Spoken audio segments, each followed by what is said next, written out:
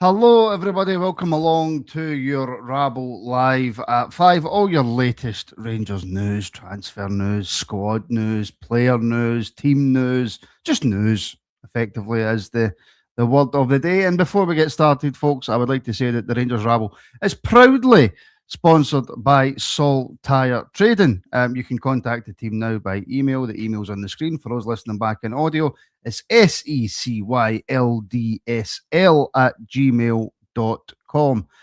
They are the professionals and masters in all bankrupt stock. So if there's anything that you're looking for in particular, email the guys now, and they will do their very, very best to help you. So a big thank you to Sol Tire Trading for helping to sponsor the Rangers Rabble podcast. Now, my name is Martin. I am your host. Thank you very much for joining me and tuning in. I am joined today by the old guard, has to be said, Mr. Wilf Marshall. Wilf, how are you? I'm very well, Martin. I say just in from work, finished late today. Had a bit of a journey today, so I was a bit late back. And I was setting up the women's show, and I thought it's 5 o'clock. I'll just pop on and see what the lads are saying, and you press gang me into coming on. So here I am. Do you know, Wilf? Do you know what it is? I'm struggling to get my composure back for seeing you in jeans. I've not recovered for it. That's all right. If you'd been at Broadwood yesterday, which you should have been, you would have seen me in shorts again. So. Well, fair play, but the shorts are back. Bryan, feels like it's been about a day since I've spoke to you. How are you? And he's on mute, by the way. I don't know if you'll notice, Wilf, but he's on mute. Sorry, apologies, yellow card straight away. Yeah, I'm fine, absolutely fine. Yeah, good day. So, busy day. So, yeah, all good. Ready to speak Rangers. Well, where do we want to start, gentlemen?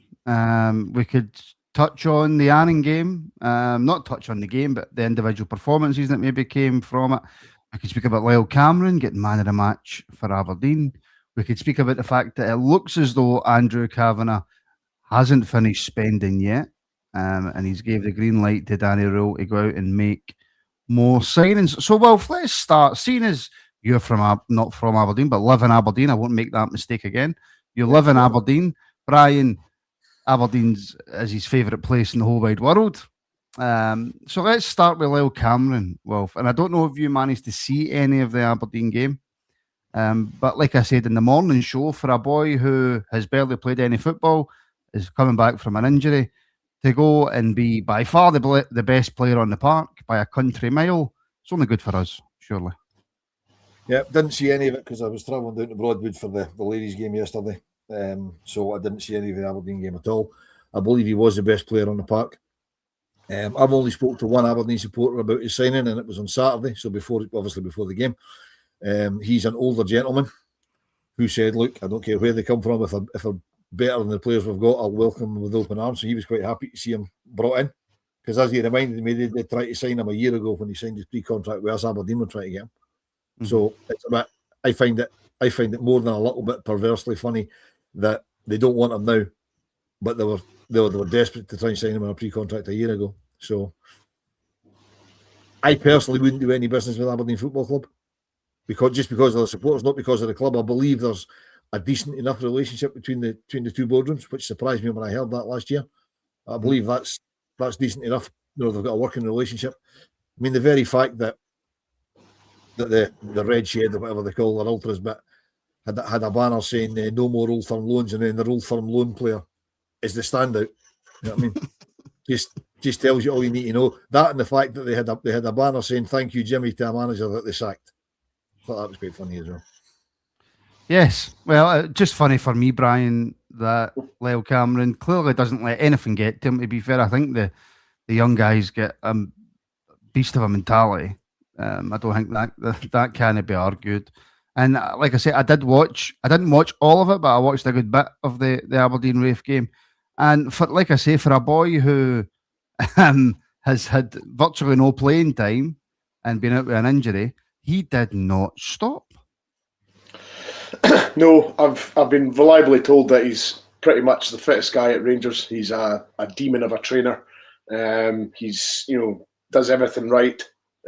He's just so fit, it's unbelievable. I think the bleep test, he was like number 1 at Rangers, so that tells you all.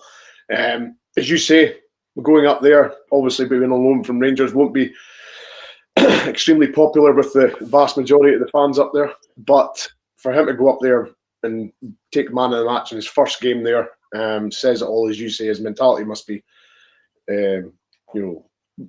just bulletproof.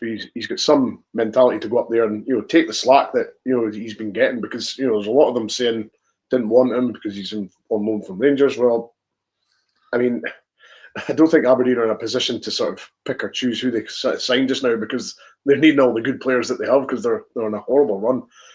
I actually was unfortunate enough to watch the game, because I was in the pub watching it, and Aberdeen were atrocious. They were absolutely atrocious, and Cameron was their only shining light. And as you say, he's barely played, injuries as well this season.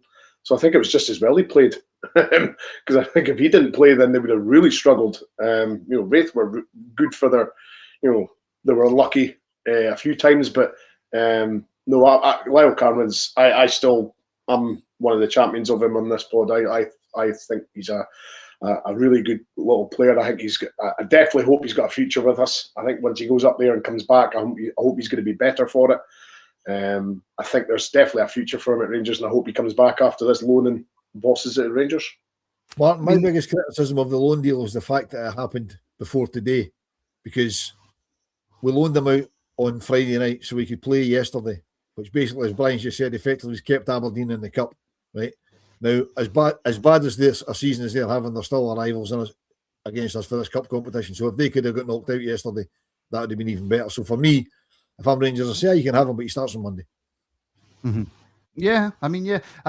Well, I'm not going to question any decision that Danny Rohl makes, because as far as I'm concerned, he's come into Rangers Football Club and performed miracles, right? So not only does he have my full support for whatever that really matters or means, but I think he's got just about every other Rangers fan's full support, right? And I hope that we can make a few more signings, help him as much as we can in January, and we go on and we win this league, right? Just on the Lyle Cameron loan, do you agree with it, Wilford? Do you think, or does it not really matter really what any of us think, but do you think he could have made a difference for Rangers this season? When he came in, I thought he could make a difference. I think it was Kenny that said when we signed him that once he gets in the team, he'll take some shifting. But he said himself he was signed on a pre-contract by one manager, played a little bit under another manager, got injured. The new manager came in, couldn't see him, started off without him because he was injured, and he just can't break into the team. I mean, I think had we not been getting the results we're getting, he probably wouldn't be going out on loan, because he'd have been given a chance, given more game time. But he's struggling to get into a midfield that's doing really, really well. So he has to play, and a loan spell somewhere in our league where he can help, possibly take points off teams round about us but can't play against us is good. I mean, it's about time we started doing stuff like that. As I say, I'm a bit miffed where I've put him, because I mean, as Brian said, he must be tough as teak to go up there and say, look, I don't really care. I don't care what the fans are saying. I'm just here to do my job. You know what I mean? And he seems to have turned them all around in one game.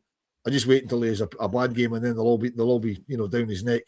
But I think a loan deal is good for him. Hopefully he does come back and start for us next season. But I think you said this morning, 9 times out of 10 a loan player comes back and they just get loaned out again or sold. That's usually it.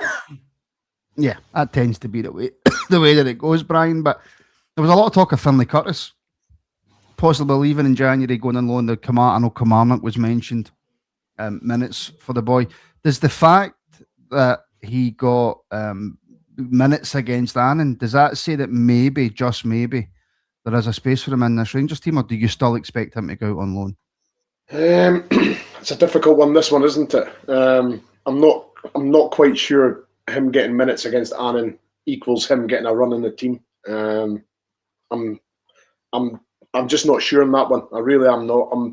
I'm conflicted with this one, because I think Curtis can do a job for us, and I firmly believe he's better staying at Rangers and contributing to us, because injuries, suspensions will pile up for us, and we need guys. We need guys that are tried and tested at us. And for me, Curtis is tried and tested now. He can contribute, and he's a different type of player that we've got compared to the rest.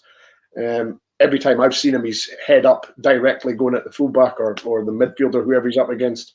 I think he can certainly stay and do a job for us. So I'd rather, for this season alone, I would rather him hang about the building and contribute to this season, because, as I say, injuries and suspensions could pile up for us. We don't know that yet, obviously, but in that scenario, I would rather him stay here and ply his trade with us.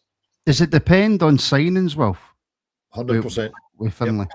100%. If we bring in another couple of forward-thinking players, I think Finlay goes out on loan, and I think it will be Kilmarnock he goes to, because the fact he played in the cup will make no difference because they're out. So they won't, I can't see him going to a club that's still in the Scottish Cup, because they can't play him in the Scottish Cup ties, which means they're going to have to change their team at least once. Whereas Kilmarnock are out, so I think if he does go anywhere, it will be Kilmarnock. But it does depend. Right now, he doesn't go anywhere. It just depends on what we bring in. We bring in another couple of forward-thinking players, and I think he'll go out on a loan. But there's something that I'd like to pick up on just when you had your when you bailed out there for a wee second.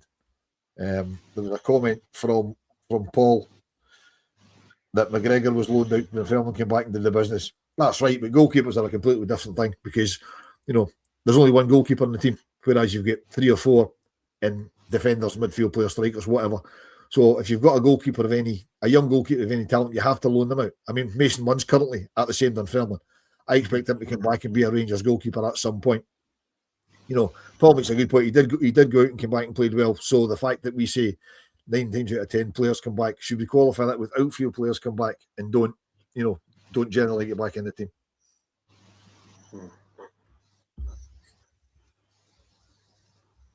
Martin. Martin's talking, nobody can hear you. Martin. Yeah, my microphone just unplugged itself for some reason. I don't know why that happened. I mean, look, he also had loans at St Johnstone as well, Alan McGregor, and I would take that point if more players who done that, Brian, came back and got in the team. But the statistics show that I don't want to just pick out a random number, but I'm going to. 7 or 8 out of 10 players that go out on loan end up leaving the club or moving to that club that they're at full time or whatever. Loans, to me, don't really seem to be what they used to be, especially in the likes of England, where if you're at Chelsea, for example, you're literally loaning players out to try and get other teams to look at them and buy them. Loans don't seem to really have the same meaning as what they used to. No, there's always, I think with a lot of loans now, it's very unusual for it to be a straight loan. The majority of them have got an obligation or an option to buy in the loan now. It's very, very unusual to just see a straight loan and that's it. Like Lyle Cameron, for example, that is an unusual one where it's just a straight loan and he's returning. There's usually all the add-ons at the end, purchase, option to buy, obligation to buy. So yeah, I mean, our youth, when we've sent guys out on loan from our youth squad, you could argue 99% of them have left. Lewis Mayos. I mean, he had a great loan at Arbroath, a great loan at Kilmarnock. We're thinking, right, he's going to come back and play. No, he was shipped out, and that was him. So, even with players like that, where they have been successful on loans, we haven't kept them around the building. So, we've got to start looking at these loans better. We've got to start making them work for us. As Will says, get them into the league that we're playing in, like Lyle Cameron up to Aberdeen.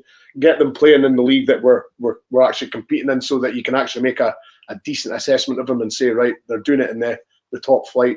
Let's keep them around. But when you're sending them down to the lower leagues in the Championship, it's difficult to sort of see how a guy's performing in that league and can he make the step up to the Rangers first team. It is a big jump, to be fair. It is big.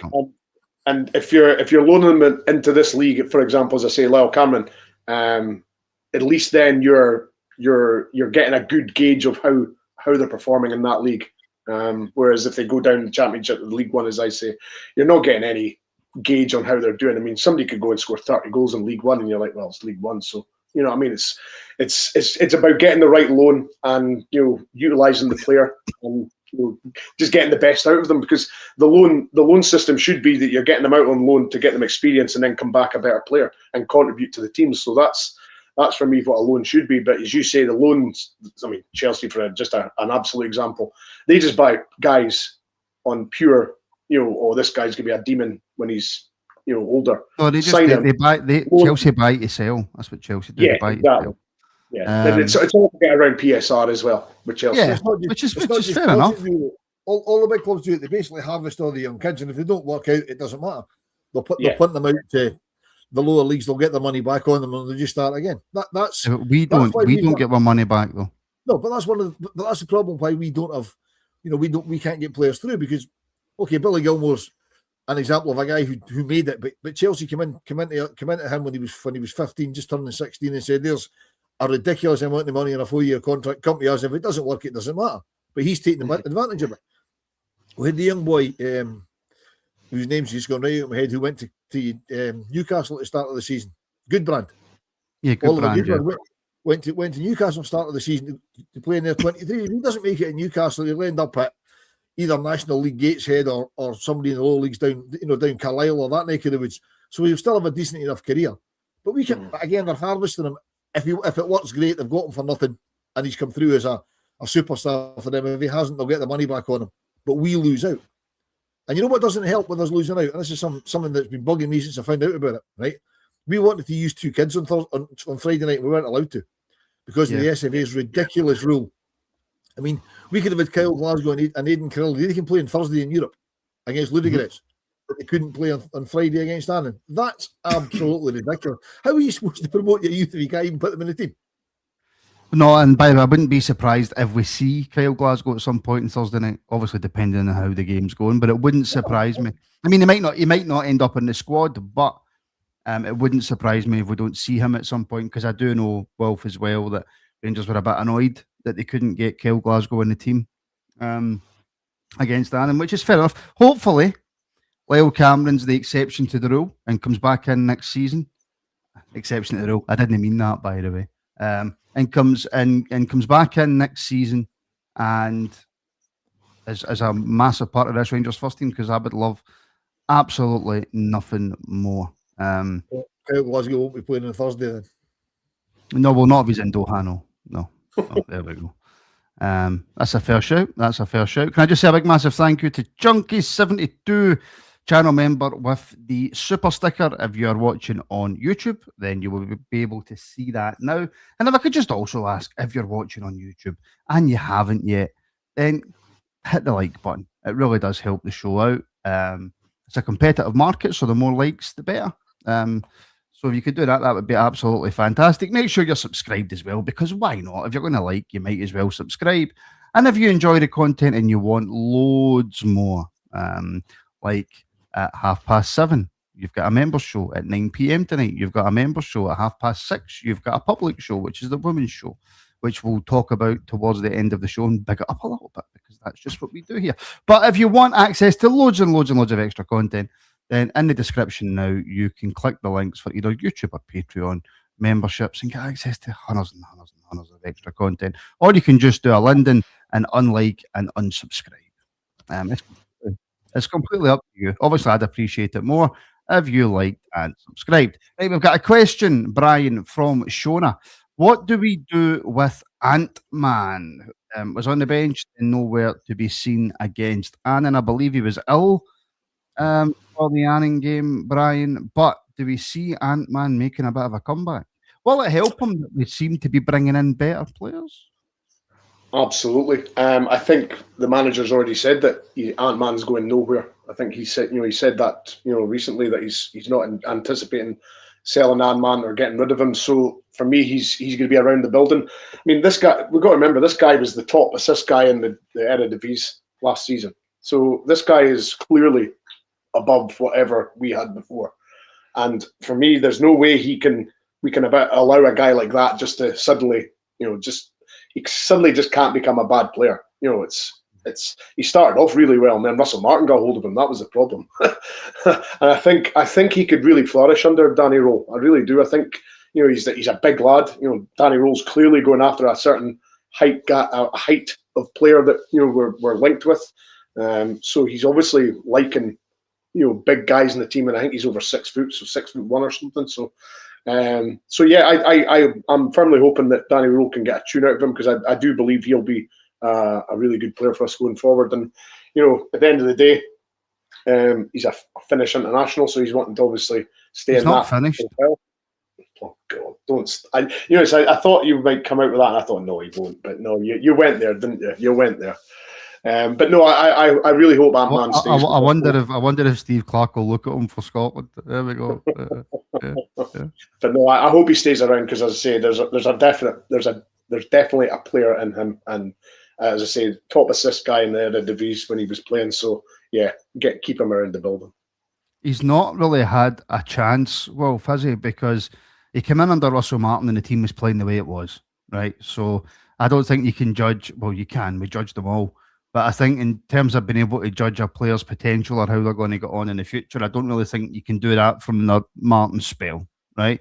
You can start to do that under the Danny Rohl spell for the very beginning because we started to see improvement with some players.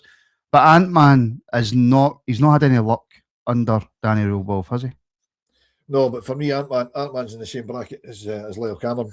When Danny Rohl came in, injury blighted him, so he wasn't able to see him. But obviously, Antman's a higher profile and a more expensive player, and he obviously rates him a bit higher, so he's going to keep him about the building. Like you, I believe he was supposed to. Well, I was told he was definitely going to be featuring on Friday, but he wasn't well. So I would expect him to play against Ludogorets as long as he's got over whatever it is he's got over with. I'd be interested to see how our resurgent strike force got on with him putting the ammunition in. That was easy for you to say, Wolf. I know it was. It's not even the word I was looking for, but anyway.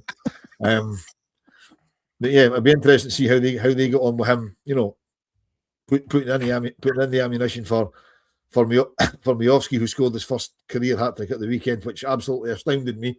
I was astounded that was his first career hat trick. You know, or Big Chermiti. I mean, if Antman can hang them up for Big Chermiti or even Big Fernandez coming out at the back, you know,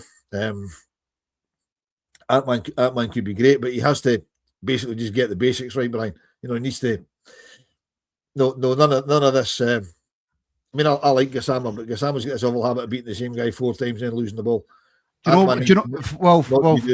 I want to stop you there and come straight back to you, right? And Brian, feel free to jump in on this as well, right? There was a comment, now I can't find it, that said, rather than send Finlay Curtis out on loan, we should send Gassama out on loan. Now, Wilf, I think that's extremely harsh, right? For a couple of reasons. One, I think that Gassama, albeit in some games he's been poor, but I think all in, since he's come into Rangers, I think he's done well. Started off with a bang, then went downhill a wee bit. He won as an important penalty last week, the week before, or whatever it was. I think he's done well for a guy who's transitioning into Scottish football. I think he needs to be given a bit more time. I think absolutely, though, what you said there, Wilf, was spot on. He needs to stop trying to beat the same guy 17 times and either deliver the ball or take a shot at goal. 100%. He needs to do the basics. Get to the back. I get why he does it sometimes because there's no support, but we're getting a lot more attacking now. We're getting attacking players back and fit and used to the system. So, you know, in his early days, where he was looking up, there was nobody to give the ball to, so he was beating the guy again, looking up, still nobody, and doing it again. Now he doesn't have that. We've got people in the middle. So just beat the guy once and get the ball across. And if Antman can be doing that at the other side, then, you know, hopefully the strikers can have an absolute field day. Yeah, I mean, feel free to jump in on it, Brian, or we can move on to the transfers. But I just feel, I think Gassama's been getting a wee bit of stick and maybe I've been guilty of it myself. It's just a wee bit over the top. Yeah. I mean, he's still, he's 21, 22, so he's still a young lad, and you know, he's adjusting to. I mean, he played in England, but Scotland's a completely different kettle of fish from England. So he's never played under this pressure before, Brian. No, exactly, and he got the assist for the Mikey Moore goal at Parkhead as well. So you know he has contributed. You say he got he won the penalty the other week as well. So he is contributing. It's maybe just going under the radar because he's maybe not scoring or doing what everybody expects. But no, I think it's just we've just got to cool the jets and just calm. Just give this guy a bit of time because I certainly believe there is, as Wolf says, he's good enough to beat guys, but he's just got to learn that if he does it once and gets past them, then he either crosses it or shoots or passes. Doesn't try to beat him multiple times. Once you only need to do it once, and that's enough. So yeah, I definitely think we've just got to be a bit more patient with him and allow him just to flourish. I think a lot of people in the comments disagree with us. Well, the penalty thing's something else as well. We need to stop that swan diving stuff because the penalty at Pittodrie was an absolute stonewaller, but the way he went down, he took a dive. You know what I mean? So he needs to just go down. None of this embellishing it so that the referee will definitely see it. When you've got in the day and age of VAR, even with a Rangers jersey on, you're getting that penalty. So just go down. You know what I mean? Otherwise, you've got a reputation for it, and we'll start not get, or we'll continue to not get them. But I mean, look, people in the comments they're entitled to their opinion, right? No, I'm not. I mean, sure, it's just put a comment there. It's just caught my attention because it's the last one. We need more from Gassama. Of course, we need more from Gassama, but we know we can get more from him. You know, guys like Kondo need to go. People that watch need to remember that people that do podcasts are never wrong. Everything that we say, right? People should take 100%, believe us, agree with us, and then go about telling everybody how important and intellectual we are. People need to remember that who watch. You keep telling yourself that, Martin. It gets me. It's the only thing that gets me through the day, Wolf. Basically, if you say it, I say the exact opposite. So, yeah, but if I say the sky's blue and you say the sky's grey, we're both right, Wolf, because we're both on a podcast. You know what I mean? That's my rule of thumb in life. That if you're on a podcast, you know what you're talking about, you're always right. I mean, is that not how most people on podcasts go about it?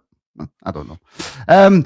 James Butler, welcome to the Rabble members community. I hope my wee rant didn't put you off, my friend, but thank you very, very much for signing up, and I hope that you enjoy all the extra content. And Jim Sloan, the channel legend, there, Jim Sloan, has gifted 5 Rangers Rabble Podcast memberships. Thank you very much, Jim. Congratulations to those of you who got yourself a membership. Just so you know, Jim Sloan owns me, my family. He owns the podcast, and he owns my thoughts. Does Jim Sloan? David is Fly, right? Fly. I'll give him it, but you remember you get certain benefits. If anyone hears of 2 tickets for Livingston in February, could keep me in mind, bringing my wife to Edinburgh for the 40th wedding anniversary. David, I'm sure we can hook you up with 2 tickets for Livingston, seeing as it is the easiest place to get tickets for. So I'm sure we can hook you up with two tickets, David. Just remind me closer, please, to the time. Right, quick one before we finish up, and it's a question from Twitter. We don't usually get questions from Twitter, so I'm going to take a question from Twitter. So it must be a 2-year-old question then, because Twitter's not been a thing for about that long. Question from X. We never get questions from X, so here is the question from X.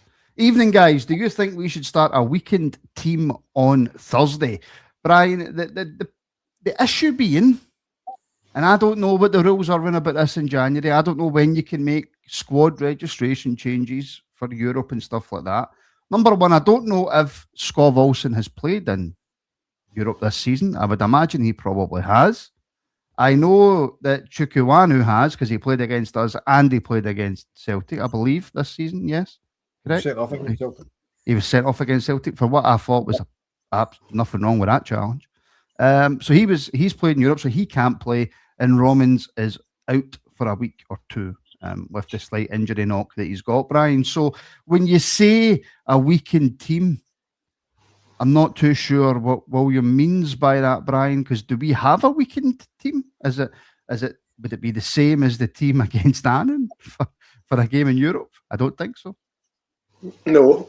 I believe Wolfsburg haven't played in Europe this year, so he is probably eligible, Skov Olsen. So Wolfsburg haven't, so he's eligible to play. But on can Thursday. he be registered? Can he be registered in time for Thursday? I don't know. I don't Shona know. will know. Ask Shona. Shona, help us out. I don't know whether the ins and outs of registrations and that. I'm pretty sure you would have to do it after the last game for the knockout phase. I think. I'm not sure, but I'm just. If anybody's eating cornflakes, stop. Can't change the Europa squad. There we go. So no, again, for me, going off on a tangent, that's a ridiculous rule as well, because they've changed it now that you've got 2 games after after Christmas into the new year because of the new league phase, right? So what happens if you're a team in Europe and you're very busy at the start of the transfer window and you sell 8 of your players that are in your European squad and you bring in 7 new players, but you can't change the squad? You're basically going to go with a squad of kids because you can't change it. Yeah. I think that's mental. Yeah. But if that's the rules, that's the rules. It's almost as daft as not being able to play 15-year-olds in cup ties. You know what I mean? But we all knew the rules. We all knew the rules at the start of the season. So, personally, I wouldn't like to see us play a weakened team on Thursday. I wouldn't like that. What would a weakened team be, Brian? I'm not talking about every position. I'm just talking about maybe 2 or 3 players. Who would 100% be in your weakened team? I mean, Dowell would be in if it was a weakened team. You could argue that because he's obviously looking to get moved on with Tondo. I think he would be in it. So that's the sort of category of player that you're looking at. Do you think Danny Rohl is going to play Kieran Dowell, Joe Rothwell and Rabbi Matondo in a European game? No, I don't think so. So therefore, who else in that midfield would be in a weakened team? Because you wouldn't put Raskin in a weakened team. You wouldn't. I know he can't play, but you wouldn't put Chikawanu you wouldn't put Diamande in a weakened team, would you? Connor Barron's still out injured. So who realistically can he rotate for Thursday? There's not many, is there? There's really not that many. I don't think I think Danny Rohl will want to sort of keep the same nucleus of the team that's been winning this last wee while. I think he would want to keep the momentum going. I mean, at least I know it's not a big thing, but a win in Europe gets a little bit of money in the coffers as well. It's not a massive amount, but a win gets you some money. It keeps the momentum going, keeps the players' belief. I mean, if you can win a game in Europe at home, that gives you confidence for the league campaign, the Scottish Cup. So yeah, I would like to see us. Well, I don't want us to go, ultimate sort of number 1 to 11, strongest, but I would certainly like to keep the nucleus of that team in there, like 9 or 10 that have been playing regularly recently, and maybe slot in 1 or 2. But I wouldn't like to drastically change it for. And somebody's saying there the coefficiency. I can't see the name. The coefficiency needs built on as well. So there's all that aspect. So I don't want us to field a weakened team against Ludogorets. No. Can I say the most important point that Brian pointed out there? Well, for me, and I understand the coefficient points because we want to win the league this season and go straight into the Champions League, and we need several things to go our way for that to happen, right? But we want that to happen, right? So I understand the coefficient points. I understand maybe keeping certain players match fit, right? I get that because they maybe have had time off for the Annan game, etc., etc. The most important thing for me, Wilf, is with this Rangers team, with some of the players that we still have who you would question their mentality, keep winning. Just keep winning games of football. Yeah, winning breeds winning, right? There's everything that they're saying in the comments is right. It's coefficient points. It's 500 grand for winning the game, right? It's rebuilding. We need to start rebuilding our European reputation. We took 7 or 8 years to build a decent European reputation. We ruined it in 6 weeks. Yeah, right. Russell Martin ruined it in 6 weeks. We need to start building that again. Everybody's expecting us to beat Ludogorets, so let's go and beat Ludogorets. So you say, Martin, winning breeds winning, right? Let's just keep the winning run going. Danny Rohl in every press conference saying that's now 4 in a row, that's 5 in a row, that's now 6 wins in a row. Let's have him saying that's 7 wins in a row, 8 wins in a row. Go to Porto, make it 9 wins in a row.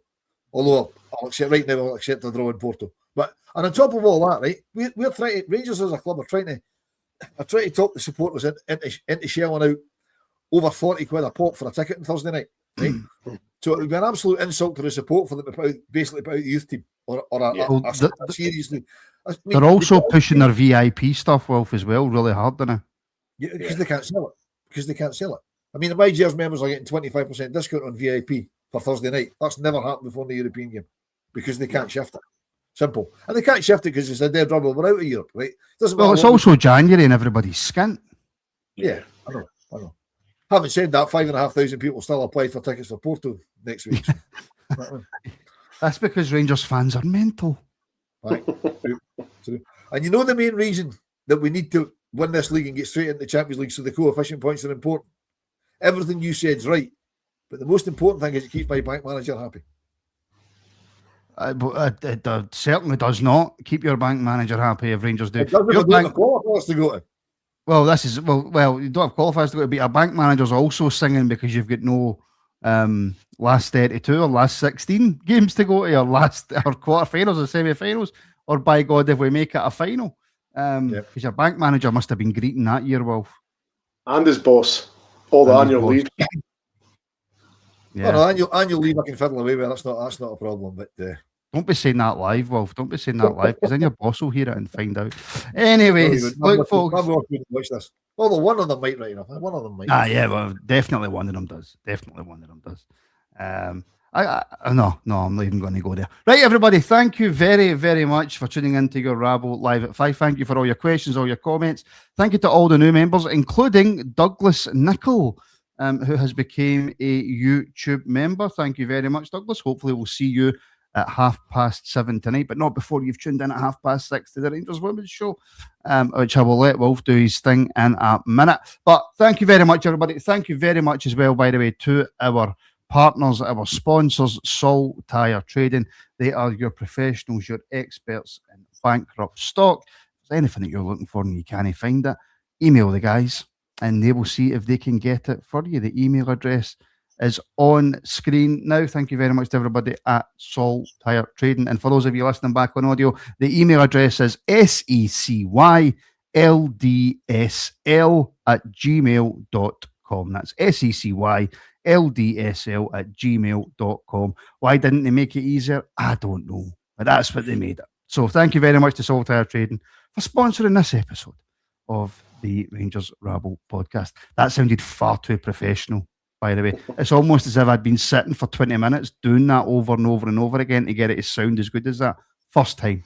That's how good I am. Anybody needs adverts? I'm up for it. Well, what's happening in 50 minutes?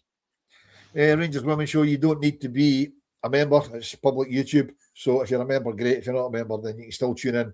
Myself, Brian, and Alan tonight, I believe. I'm assuming Brian's going to make it along because he's sitting here. Looking back on the Hibs game yesterday, unfortunately, Carl and Demi are busy, so we'll have no female representation tonight again. We'll go back. I'm going to need to start docking Car's wages, which was a bit of a grind. I think she's on strike looking for a pay rise. To be fair, I think she might be. No, she's got some personal stuff going on. So, but yeah, looking back on the Hibs game yesterday, bit of a hanger on a little bit in the end, which is ridiculous. But we'll touch on that. As you say, at 6:30 in 51 minutes time. Yes, perfect. And then I'm back tonight at 7:30. It will be myself, joined by Lewis and Bryan. Bryan again is on at 7:30. Triple Dunton tonight. Triple Dunton tonight, Bryan. I might see if I can get you swapped, mate, because it will just be the same conversation as 5 o'clock. I know. So we'll see if we can get Bryan substituted out for somebody. Well, I did put in other options other days, but as you say, you like to have people vote for every day they're free, so that's what I did. Yes, that's what you did, Bryan, and I made the mistake of forgetting that you were on free shows. But anyway, yeah. Scotsy, channel member, just thought I'd throw in £2 GG, lads. Well, thank you very much, Scotsy, for the support. Thank you, everybody, for the support. Thank you for tuning in. I know that there's plenty of content out there to choose from, so I do greatly appreciate that you choose to watch us. We try to make it as entertaining as possible. It's really difficult being this funny, but, you know, I've got to deal with it. I've got to deal with it in the best way that I can. But listen, thank you, Wilf. Thank you, Bryan. Thank you, everybody. And we'll speak to you. I mean, we're here all the time, so we'll speak to you soon.